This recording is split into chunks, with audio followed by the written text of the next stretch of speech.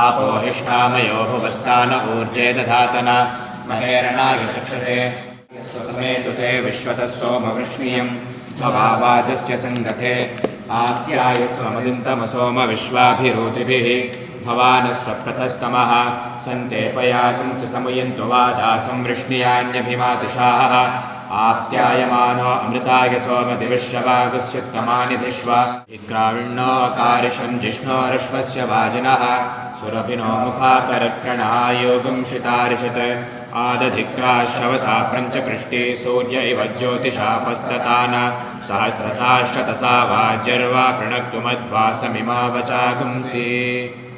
शुक्रमसि ज्योतिरसि तेजोऽसि देवो वत्सवितोऽर्पुनात्वच्छिद्रेण पवित्रेण वसो सूर्यस्य रश्मिभिः मधुवातारतायते मधुक्षरन्ति सिन्धवः माध्वीर्नः सन्तोषधीः मधुनक्तमुतोषसि मधुमत्पार्थिवकुम्भजः मधुद्यौरस्तु नः पिता मधुमान्नो वनस्पतिर्मधुमागुम् अस्तु सूर्यः माध्वीर्गावो भवन्तु नः तानः शिवाः शर्कराः सन्तु सर्वाः अग्नेरेतश्चन्द्रगं हिरण्यम् अद्य सम्भूतममृतं प्रजासु तत्संभरन्नुत्तरतो निधाय अधिप्रयच्छन्दुरितिन्तरेयं स्वादुः पवस्व दिव्याय जन्मने स्वादुरिन्द्राय सुहवीतु नाम्ने याः फलिनीर्या अफला अपुष्पायाश्च पुष्पिणीः बृहस्पतिप्रसूतास्तानो मुञ्चत्वगुंहसः वेतु मृत्युरमृतन्नागन्वैवस्वतो नो अभयं कृणोतु पर्णं वनस्पतेरिवाभिनश्यीयतागं रयिः सचतान्नः शचीपतिः परं मृत्यो अनुपरे हि पन्थां यस्ते स्वैतरो देवयानात् चक्षुष्मते शृण्वते ते ब्रवीमीमानः प्रजागुन्द्रीरिषो मोतवीरान् वातं प्राणं मनसान्वारभामहे प्रजापतियो भुवनस्य गोपाः स नो मृत्योस्त्रायतां पात्वकं हसो जोग्जीवा जरामशीमहि एतागं हवै मुण्डिभ औदन्यवः भ्रूणहत्यायै प्रायश्चित्तिं विदाञ्चकार यो हास्यापि प्रजायां ब्राह्मणं हन्ति सर्वस्मै तस्मै भेषजं करोति जुम्बकाय स्वाहेत्यवकृत उत्तममाहुतिं जुहोति वरुणो वै जुम्बकः अन्तत एव वरुणमवयजते फलतेर्विक्लिधस्य शुक्लस्य पिङ्गाक्षस्य मूर्धुञ्जुहोति एतद्वै वरुणस्य रूपं रूपेणैव वरुणमवयजते नमस्ते अस्तु भगवन् विश्वेश्वराय महादेवाय त्र्यम्बकाय त्रिपुरान्तकाय कालाग्निकालाय कालाग्निरुद्राय नीलकण्ठाय नित्यानन्दाय मृत्युञ्जयाय सर्वेश्वराय सदाशिवाय श्रीमन्महादेवाय नमः नमो हिरण्यबाहवे सेनान्ये दिशाञ्च पतये नमो नमो वृक्षेभ्यो हरिकेशेभ्यः पशूनां पतये नमो नमः स्वस्मिञ्जराय त्रिशीपते पतीनां पतये नमो नमो बभ्रुषाय विव्याधिनेन्नानां पतये नमो नमो हरिकेशायोपवीतिने पुष्टानां पतये नमो नमो भवस्य हेत्यै जगतां पतये नमो नमो रुद्राय तथाविने क्षेत्राणां पतये नमो नमः सूताय हन्त्याय वनानां पतये नमो नमो रोहिताय स्तपतये वृक्षाणां पतये नमो नमो मन्त्रिणे वाणिजाय कक्षाणां पतये नमो नमो भुवन्तये वारिवसृताय औषधीनां पतये नमो नम उच्चैर्घोषाय क्रन्दयते पत्तीनां पतये नमो नमः कृत्स्नवीताय धावते सत्त्वनां पतये नमः ॐ स्थिराय नमः ॐ स्थाणवे नमः ॐ प्रभवे नमः ॐ भीमाय नमः ॐ प्रवराय नमः ॐ वरदाय नमः ॐ वराय नमः ॐ सर्वात्मने नमः ॐ सर्वविख्याताय नमः ॐ सर्वस्मै नमः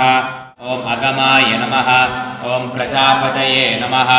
ॐ विश्वभाहवे नमः ॐ विभागाय नमः ॐ सर्वगाय नमः ॐ अमुखाय नमः ॐ विमोचनाय नमः ॐ सुसरणाय नमः ॐ हिरण्यकवचोद्भवाय नमः ॐ मेढ्रजाय नमः ॐ कापालिने नमः ॐ त्रिशङ्कवे नमः ॐ अजिताय नमः ॐ शिवाय नमः ॐ धन्वन्तरये नमः ॐ धूमकेतवे नमः ॐ स्कन्दाय नमः ॐ वैश्रवणाय नमः ॐ धात्रे नमः ॐ शक्राय नमः ॐ विष्णवे नमः ॐ परस्मै नमः ॐ ब्रह्मणे नमः ॐ भक्तानां परमायै गतये नमः ॐ विमुक्ताय नमः ॐ मुक्ततेजसे नमः ॐ श्रीमते नमः ॐ श्रीवर्धनाय नमः ॐ जगते नमः ॐ शिवाय नमः ॐ महेश्वराय नमः ॐ शम्भवे नमः ॐ पिनाकिने नमः ॐ शशशेखराय नमः ॐ वामदेवाय नमः ॐ विरूपाक्षाय नमः ॐ कपर्दिने नमः ॐ नीललोहिताय नमः ॐ शङ्कराय नमः ॐ शूलपाणये नमः भस्मोद्भूलितविग्रहाय नमः ॐ सामप्रियाय नमः ॐ स्वरमयाय नमः ॐ त्रयीमूर्तये नमः ॐ अनीश्वराय नमः ॐ सर्वज्ञाय नमः ॐ परमात्मने नमः ॐ सोमसूर्याग्निलोचनाय नमः ॐ हविषे नमः ॐ यज्ञमयाय नमः ॐ हराय नमः ॐ भगनेत्रभिदे नमः ॐ अव्यक्ताय नमः ॐ सहस्राक्षाय नमः ॐ सहस्रपदे नमः ॐ अपवर्गप्रदाय नमः ॐ अनन्ताय नमः ॐ तारकाय नमः ॐ परमेश्वराय नमः